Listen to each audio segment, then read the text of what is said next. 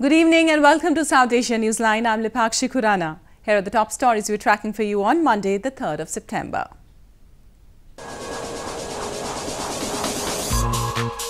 Massive cordon and search operations launched in India's Jammu and Kashmir.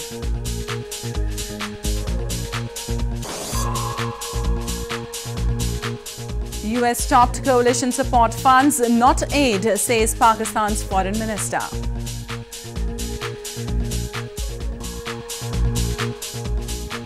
A new US general arrives in Afghanistan with peace still distant.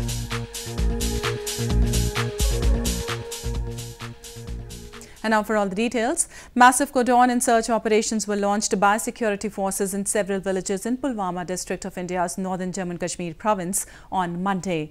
The operations began following inputs about presence of terrorists in the villages. Security forces launched a massive search operation in several villages in Pulwama district of India's Jammu and Kashmir province on Monday.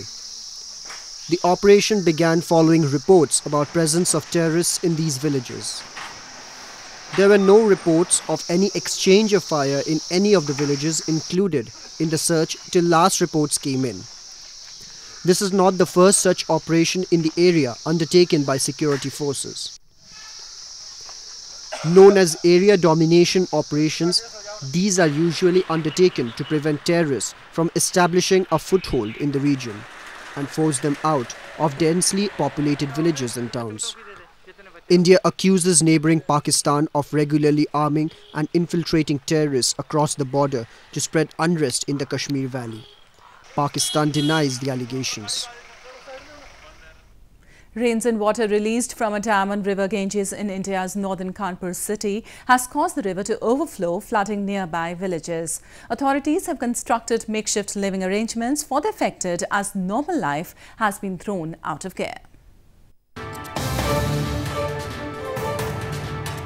Rains and water being released from Narora Dam on Mammoth River Ganges in India's northern Kanpur city has caused the river to overflow, flooding nearby villages.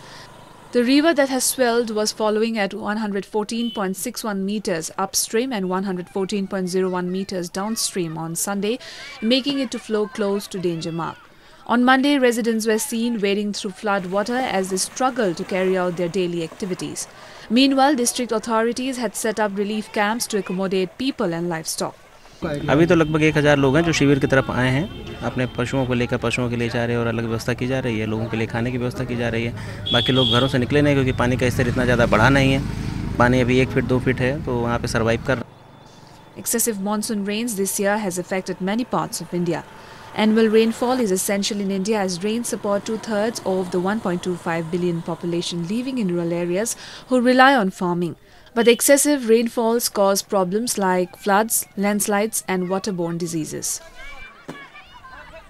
And in news from Pakistan, Pakistan claimed on Sunday the $300 million aid that the Pentagon has decided to scrap was not a military aid, as the US owed this money to Islamabad for its support in the war on terror and was supposed to reimburse it.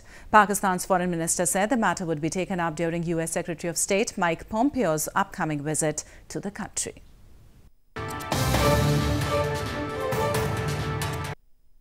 Pakistan's Foreign Minister Shah Mahmood Qureshi said on Sunday that the US administration did not cut off aid to Pakistan. Instead, it announced to end the coalition support funds that the country has already spent against terrorism. Qureshi's statement came after reports about the United States' decision to cancel $300 million in aid to Pakistan that had been halted over what Washington claims is Islamabad's failure to take decisive action against militants.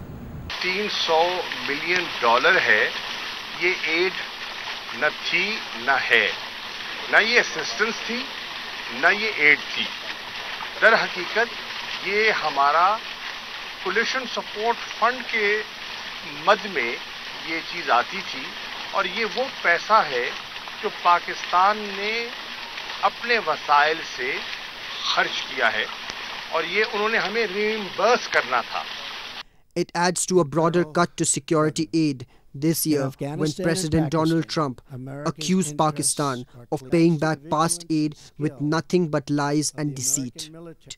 The latest move comes just days before a visit by the United States Secretary of State Mike Pompeo to meet the new Pakistan Prime Minister Imran Khan.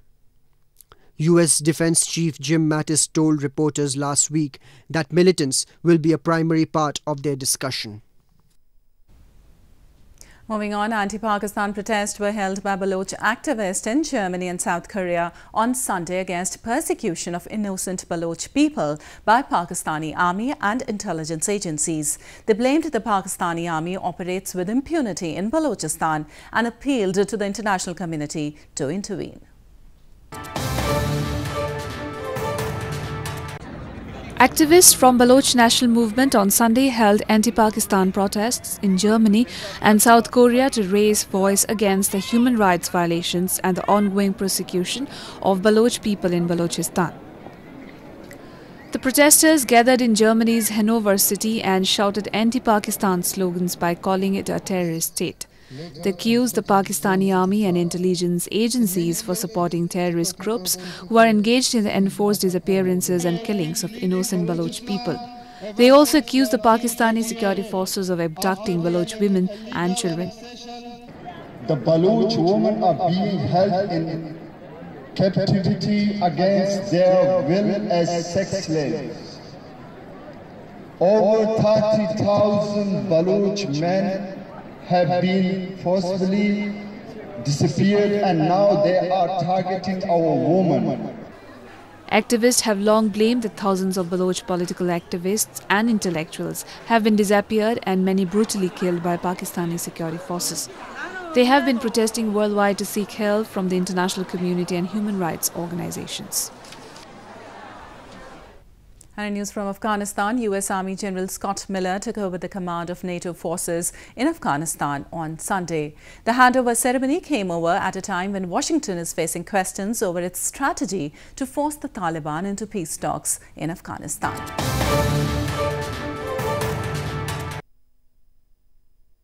US Army General Scott Miller took over command of NATO forces in Afghanistan on Sunday, arriving as Washington faces growing questions over its strategy to force the Taliban into peace talks.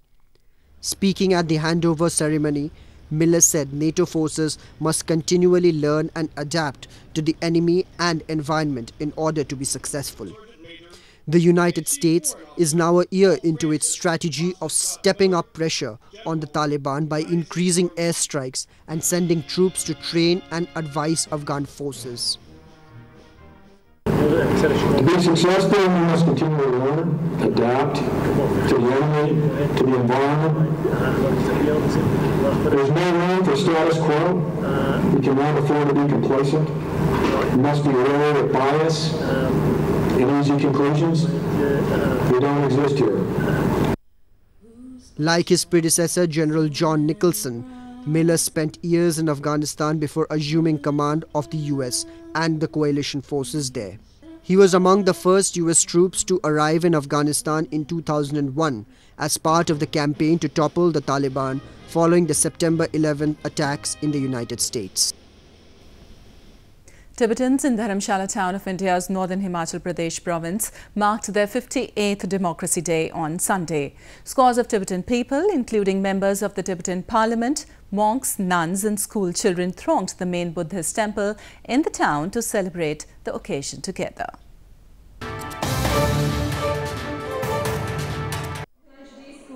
Tibetans in exile in India's northern hill town of Dharamshala on Sunday commemorated the Tibetan Democracy Day that marks the establishment of democratic system by their spiritual leader Dalai Lama. Thousands of people, including members of the Tibetan Parliament, monks, nuns and school children gathered to attend the event at the main Buddhist temple in the town. Children performed traditional dance and played music to regale the audience.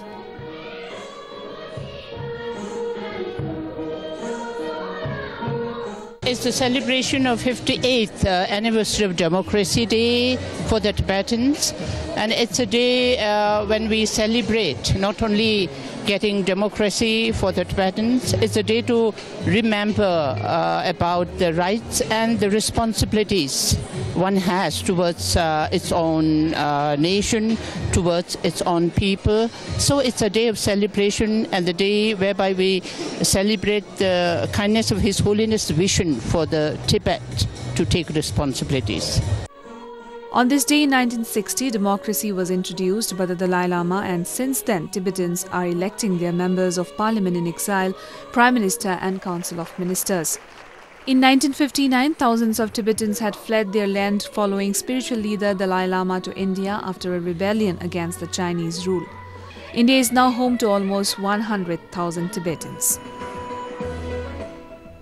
Scores of jewellers in India's northwestern Jaipur city thronged a 4-day gems and jewellery show over the weekend. The show brings manufacturers, retailers and designers together every year to create a unique business environment.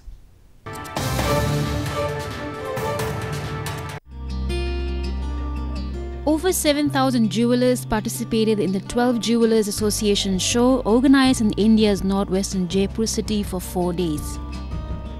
Organised by the Jewellers Association Centre, the trade show was inaugurated on Friday and continued till Monday. The show, which is organised every year, brings together manufacturers, retailers, designers, artisans, wholesalers and buyers, create a unique business environment. हमारा concept है mines to jewellery, उसको पूरा दिखाया है और James और jewellery के एक प्रोसेस को बताया जिससे कि आम आदमी को मालूम पड़े कि ज्वेलरी जो पहनते हैं वो कितनी मुश्किल से बनती है और कितने लोगों के हाथ लग के ये चीज़ उनके हाथ में आती है। ये कोई ऐसा कोई वो नहीं है कि यूँ खरीदा, अपने पैसे दिए और चीज़ खरीद ली, ये दसियों हाथ से निकलता है। India is reportedly the biggest buyer of jewellery in the world and has about more than 100,000 workshops supplying gold jewellery to nearly 300,000 retail outlets, most of them family-owned, single-shop operations. Devotees across India on Monday thronged temples to celebrate the festival of Janmashtami, which marks the birth of Hindu Lord Krishna. The festival was observed by bathing and makeup of Krishna's idols, a ritual performed with great zest.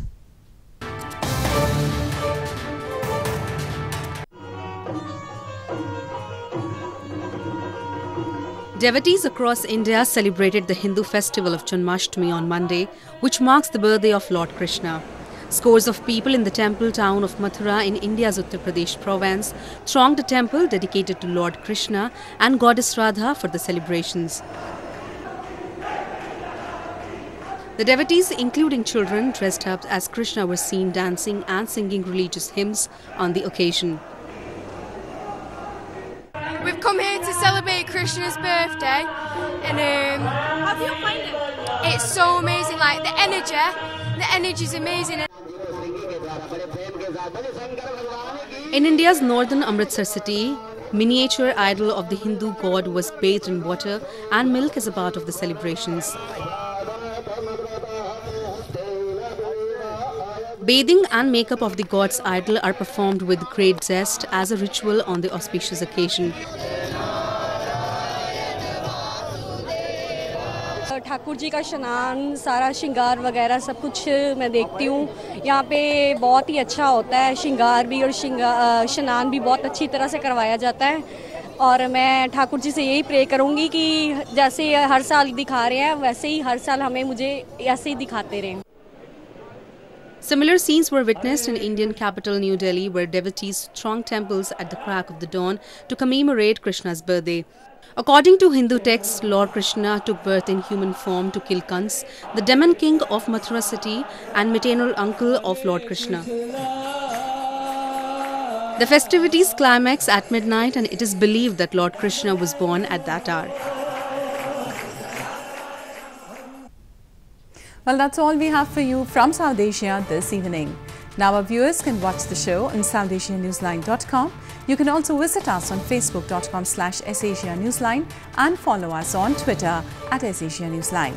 That's all in tonight's edition. We'll see you same time tomorrow. Good night.